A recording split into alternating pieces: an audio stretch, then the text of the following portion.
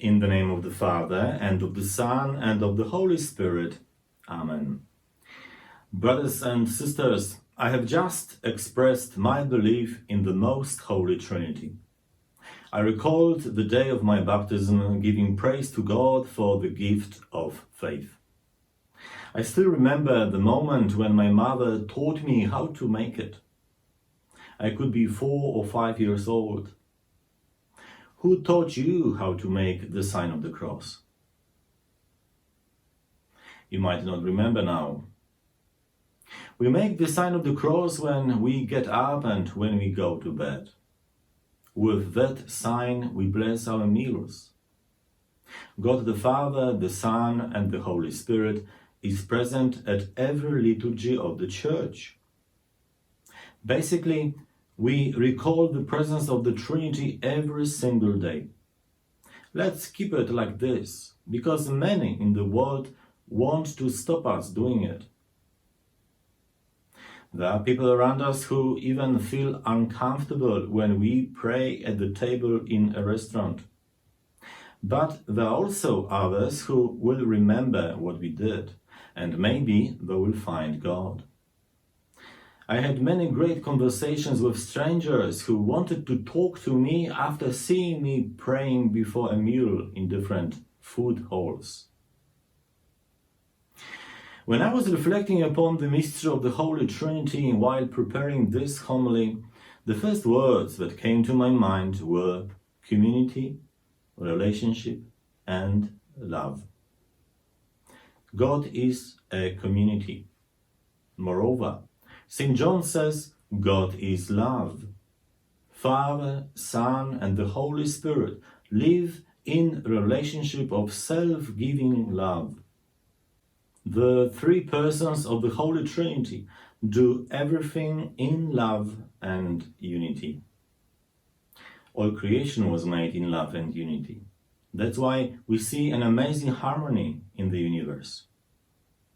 Human beings were created in love and unity as well. Amazingly, God wants to share His concept of life with you and me. His love was revealed to us through Jesus, and it was poured out into our lives by the Holy Spirit. I think we need to keep reminding ourselves what happened on Pentecost Day 2000 years ago. It was the birth of the Church. Those who were in the upper room received as a gift the third person of the Trinity. As their lives were transformed, they began a different kind of spiritual journey in the inner rooms of their hearts. At the same time, they were able to go out to the world and share their experience of the risen Lord without any fear. Their spiritual connection with the Father and the Son continued in the power of the Holy Spirit. There is no difference today.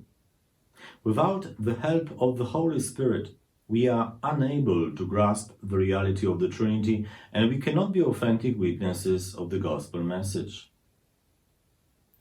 Our God is a relational God, and we have a similar nature to His. Nevertheless, many people choose to live in isolation for different reasons. There are some who say they don't need a church community to pray. May the celebration of this Trinity Sunday help us all to renew our understanding that we are created by one God revealed to us in three persons. Therefore, we are called to live and worship in a community. Father Francis Jordan, beatified 2 weeks ago in Rome, said that our Christian vocation is to live in harmony in the global community, remembering that God sent His Son to save all the peoples of the world. In today's Gospel, Jesus said to the apostles, "Go therefore, make disciples of all the nations, baptize them in the name of the Father and of the Son and of the Holy Spirit." The Lord's mandate is not only about the necessity of sharing the faith, but also it is a great text about the existence of the Most Holy Trinity.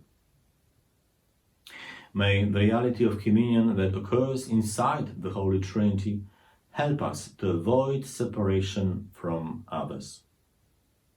Let us try to live in unity, respecting those around us. May peace and reconciliation be the daily bread of our parish communities. Let us find time to praise our loving God every day, both individually and as a church gathered to celebrate the sacraments. Brothers and sisters, let me finish with a gentle reminder. Each time when we make the sign of the cross, we express our faith in the most Holy Trinity. So let us make it with love and reverence, because it might enlighten the minds of those who live in the darkness of unbelief. Glory be to the Father, and to the Son, and to the Holy Spirit, as it was in the beginning, is now, and ever shall be, world without end. Amen.